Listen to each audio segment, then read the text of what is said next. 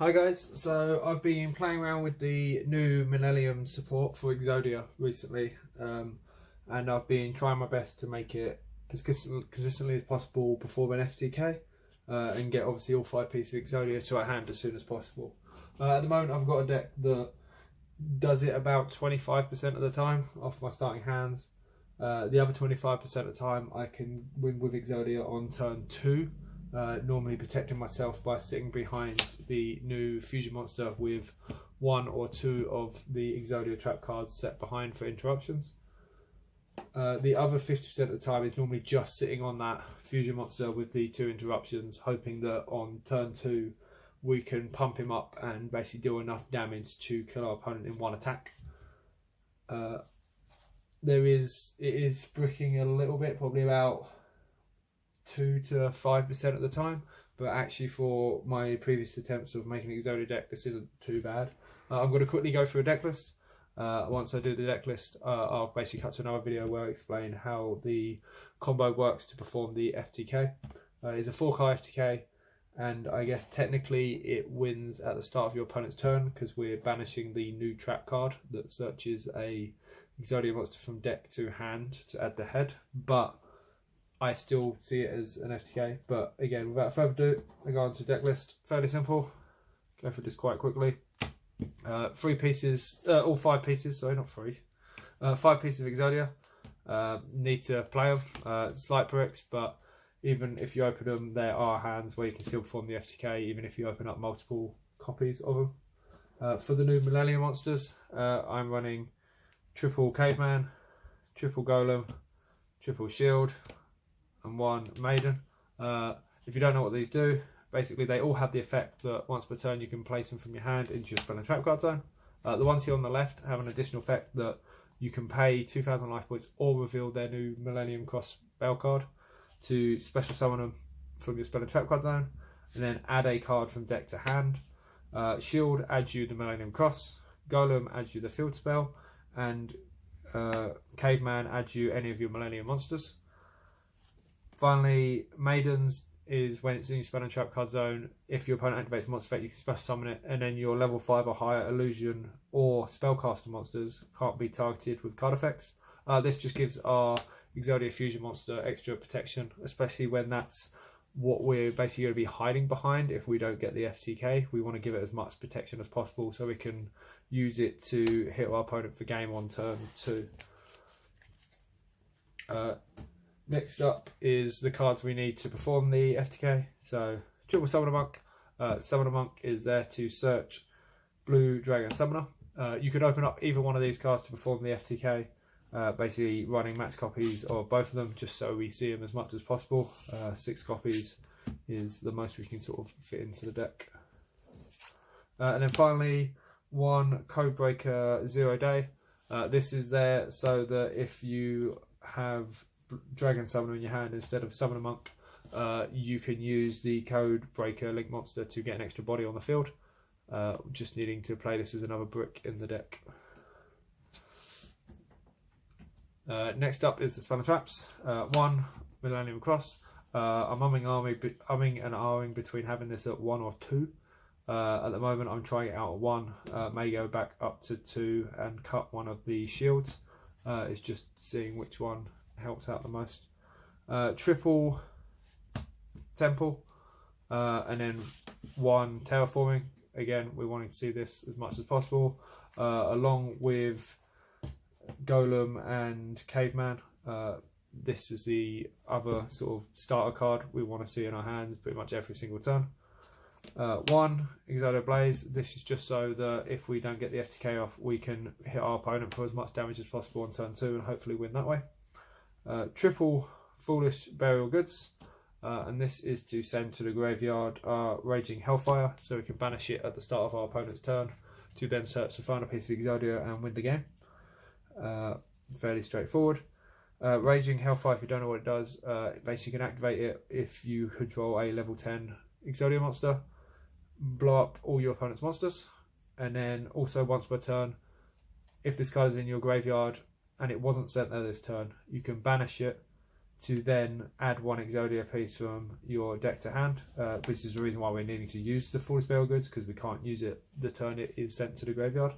And then finally, one Obliterate for our Exodia lineup. Basically, this is just so that if we don't have the FTK, we can potentially have 2 interruptions on our opponent's turn, because if we open up Obliterate, we can search the Hellfire. If we open up the Hellfire, we can search the Obliterate and have 2 interruptions on our opponent's turn. Finally, the last 6 cards, triple Pot of Prosperity. We don't actually draw cards in this deck, we just search, so there is no downside to this card. And then triple Upstart Goblins. These are the best card I can find to fill this last spot.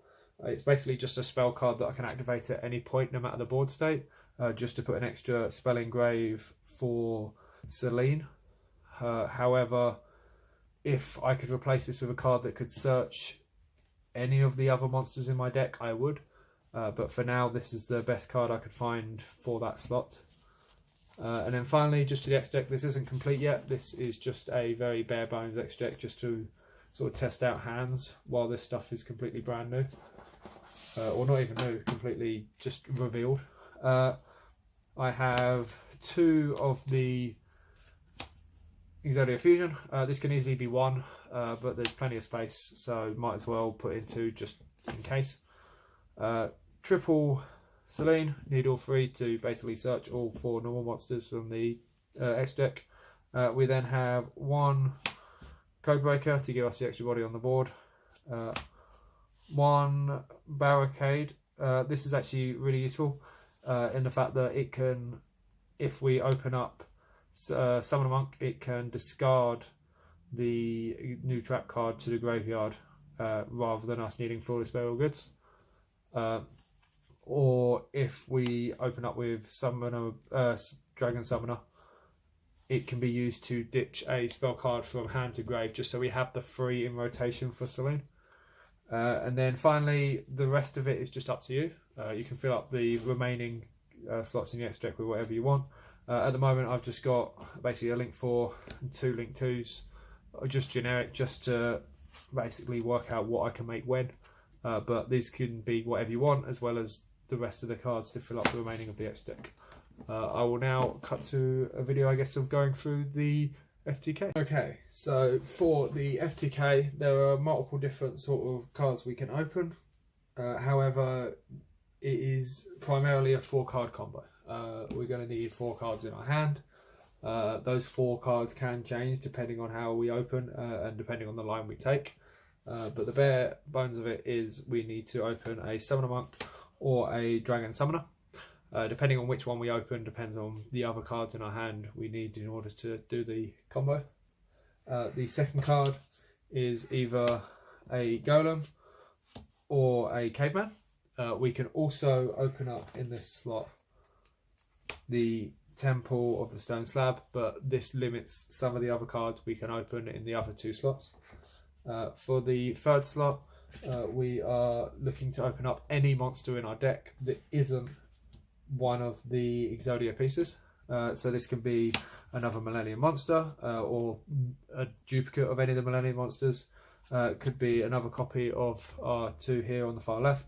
Or it could even be Codebreaker 0 Day if we open Summoner Monk. However, if we open Blue Dragon Summoner, it can't be Codebreaker 0 Day. So this is only available up here. Also, Temple of the Stone Slab requires us to open specifically a Millennium monster. It can't be any monster. But realistically, most of the time this is just a monster slot.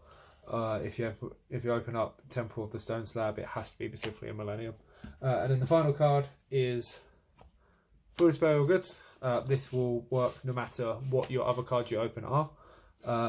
Or if you open up Summoner Monk and do the Summoner Monk line with these 2 cards with the monsters here, you could also have the Raging Hellfire in your hand, and you can basically discard it off the Link monster instead of using the Foolish Burial Goods. However, with Blue Dragon Summoner, you have to have the Foolish Burial Goods in hand for it to be a 4-card combo. You can have the Raging Hellfire However, your last card in hand has to be a spell card you can just activate. So whether that's a terraforming that gets you to the field spell, or it is an upstart goblin, or your pot. It could be any one of those cards. So it could potentially still be a 4-card combo if you're basically using your 4th card to search for the Hellfire. But in the simplest form, these are what you're going to need. Also, as I said, if you open Temple of the Stone Slab, you have to open Flawless Burial Goods, even if you open up Summon a Monk. But realistically, this is the crux of it. I'll explain the simplest version of a combo fairly slowly, and then I'll potentially go through another line afterwards, but go through it a lot quicker.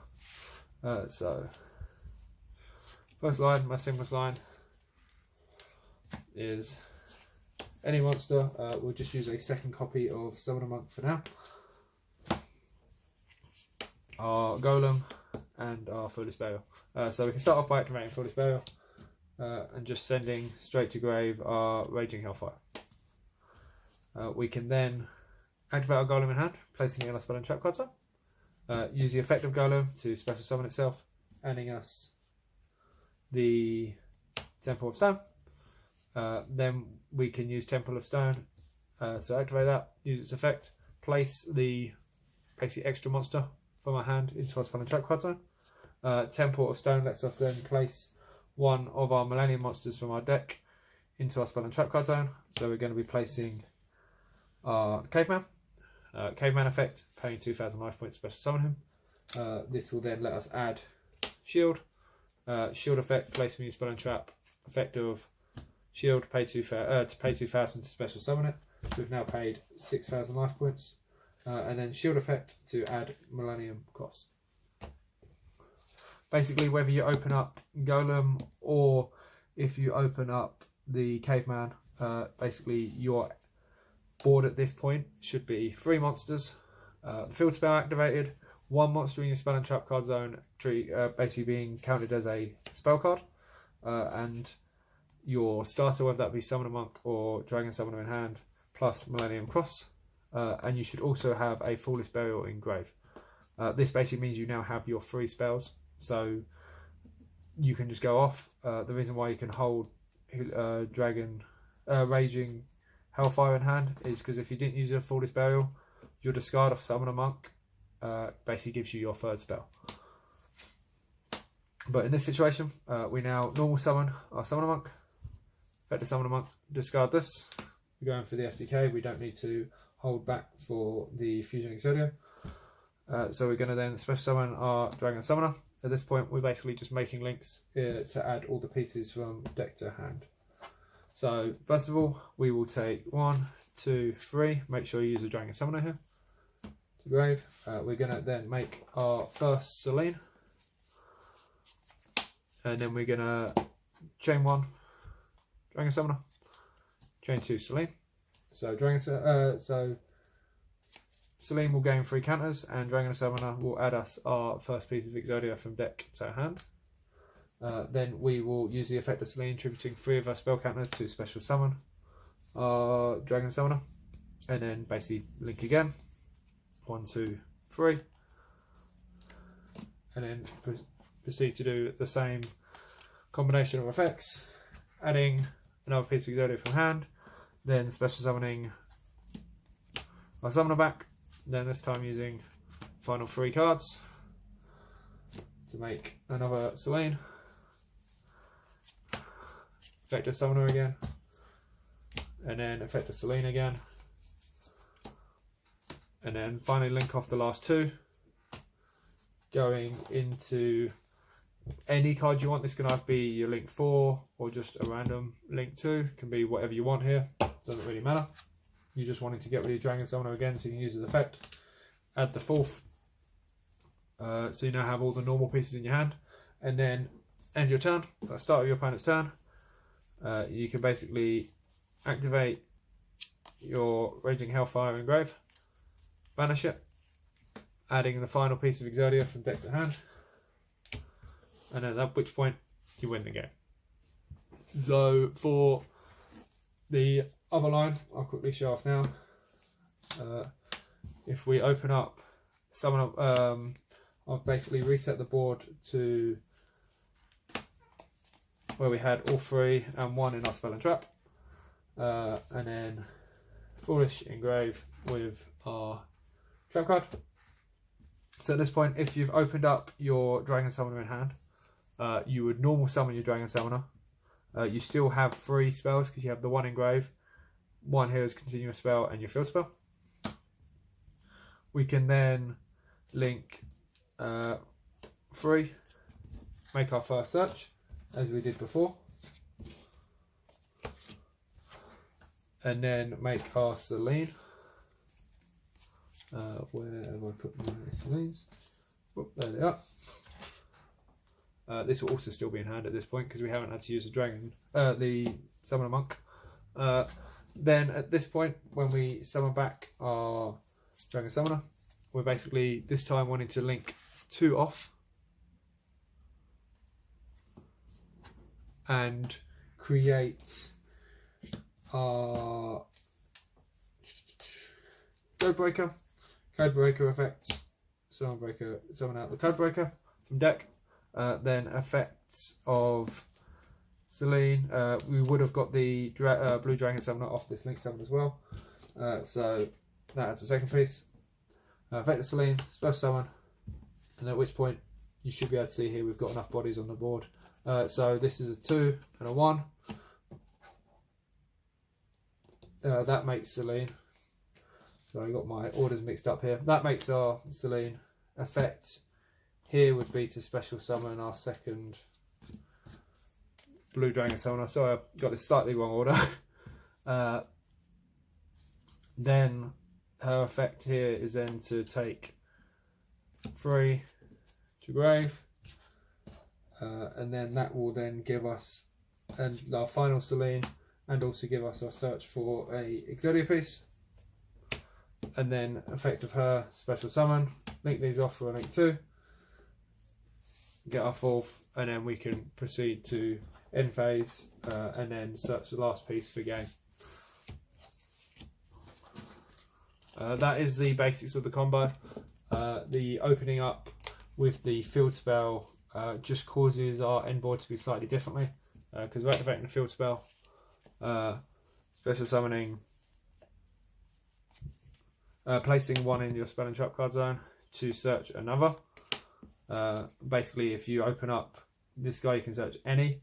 If you open up if the other 2, you have to search him. Then you can just basically go through special. That adds you the cross. That one adds you the other MILLENNIUM, and then he will special summon himself, giving us both another copy of the field spell and the cross in hand.